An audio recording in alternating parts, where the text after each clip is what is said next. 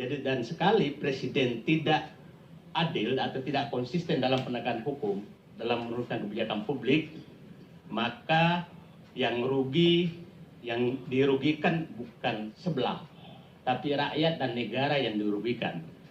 Kenapa? Sekali presiden tidak konsisten atau seakan-akan bermain-main di hukum, maka kepercayaan publik, kepercayaan masyarakat, kepercayaan investor akan menjadi goyah. Nah, ini yang harus dihindari betul oleh presiden. Maka setiap mengambil kebijakan publik itu harus betul-betul melihat hukum sebaik-baiknya dulu baru mengambil kebijakan. Saya pikir berbagai kebijakan publik yang pernah terjadi, baru-baru ini terjadi, yang sering direvisi, itu tanda sangat jeleknya penerapan hukum oleh presiden. Karena gampang sekali merubah kebijakan, padahal di sekitarnya adalah ahli-ahli hukum semua. Jauh lebih bahaya presiden tidak konsisten penegakan hukum daripada tidak konsisten di bidang lain. Karena hukum ini sebenarnya adalah fungsi hukum di negara, pasti kebijakan publik pasti adalah memberikan kepastian. Kedua adalah memberikan keadilan. Ketiga adalah memberikan perlindungan. Dan keempat adalah memberikan keamanan kepada seluruh rakyat. Yang problem sekarang adalah ada orang pihak yang tidak merasa aman. Karena seakan-akan kalau di sebelah maka agak bebas. Jadi jempolnya itu agak bebas memijit apapun, sementara ke sebelah gampang sekali dipanggil kalau jempolnya salah pijit. Nah, ini tidak memberikan lagi keamanan kepada seluruh masyarakat dan rakyat. Berbagai contoh kita lihat, contoh-contoh kebijakan publik yang membuat rakyat dan publik memberikan pertanyaan, apakah presiden kita ini masih memang betul-betul mau melaksanakan sumpah dan janjinya, melaksanakan undang-undang seadil-adilnya. Kita dan harus sangat prudent dalam mengambil keputusan yang berbasis hukum untuk kebijakan publik. Kita masih ingat pengangkatan menteri yang ternyata warga negara asing, itu menurut saya kecolongan yang cukup besar, itu sangat internasional, itu melihat bahwa betapa di sekitar kekuasaan ini ada kajian hukum yang kurang prudent. Yang kedua adalah kita melihat saat mengangkat polisi aktif jadi gubernur, itu seakan-akan hukum ini maunya saja, gitu kan, kira-kira begitu. Yang ketiga adalah kita tahu sudah pengumuman pengangkatan jenderal menjadi kepala BNPB, tapi dia harus aktif, maka lembaganya yang dipindahkan. Jadi hukumnya diabaikan, lembaganya dipindahkan. Nah, yang kita tahu banyak hal-hal yang seperti itu terjadi. Penugasan-penugasan ke BUMN yang tidak sesuai dengan undang-undang BUMN juga banyak terjadi.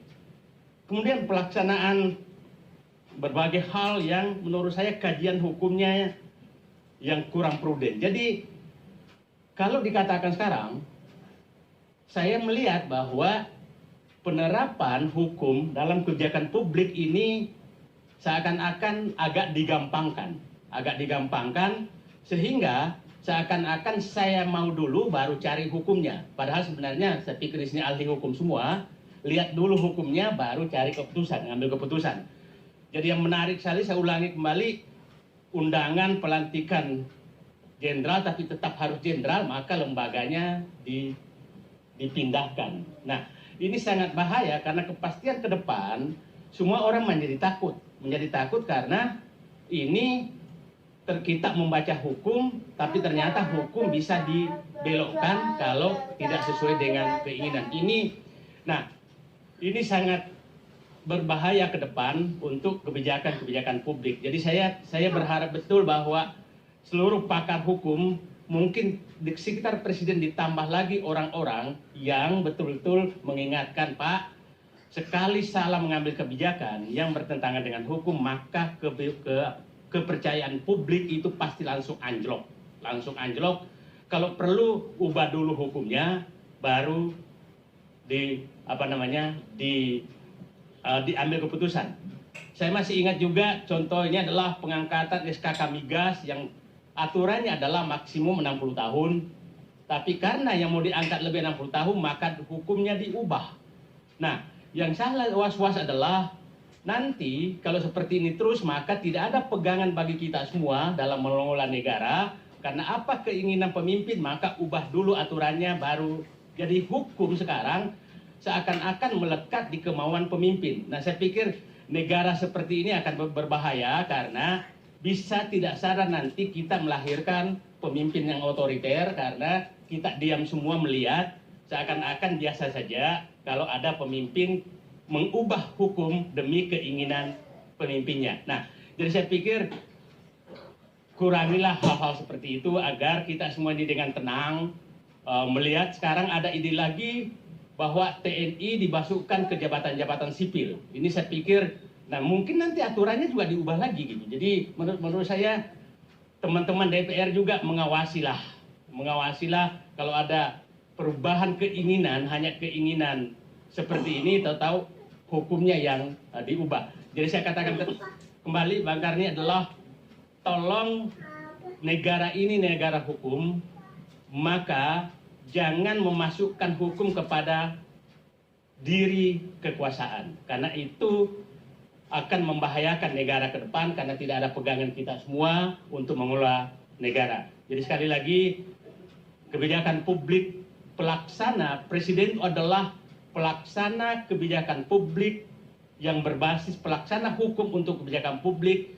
Apabila presiden agak goyah dalam implementasi hukum untuk kebijakan publik, maka investor juga akan ketakutan. Investor akan ketakutan karena tahu-tahu nanti berubah. Nah, kemudian masyarakat juga menjadi takut karena nanti penafsirannya berbeda-beda. Jadi sekali lagi, siapapun presiden terpilih nanti tolonglah jangan mengambil kebijakan yang bertolak belakang atau bertentangan dengan hukum. Kalau memang ada hukum yang tidak cocok dengan keinginan kekuasaan, maka buat dulu hukumnya, jangan karena ketahuan baru dicabut. Karena saya tadi menyebutkan beberapa kebijakan-kebijakan yang diambil, akhirnya direvisi.